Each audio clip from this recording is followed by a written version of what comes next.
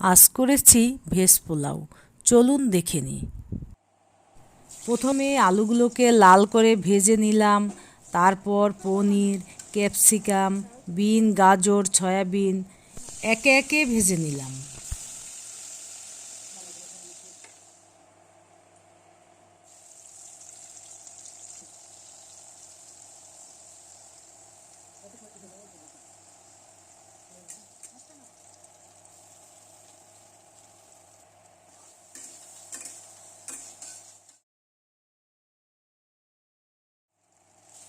কড়াইতে ঘি দিয়ে চালের সাথে শুকনো লঙ্কা, তেজপাতা, গোটা গরম মশলা দিয়ে ভেজে নিলাম।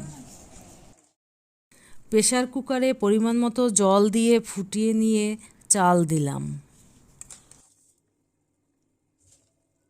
সাথে ভাজা সবজি ও পনির, সয়াবিন দিয়ে দিই।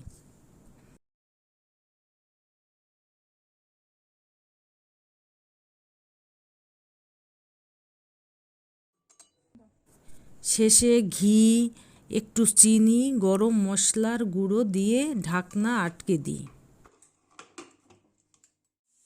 একটা সিটি দিলেই নামিয়ে ফেলি।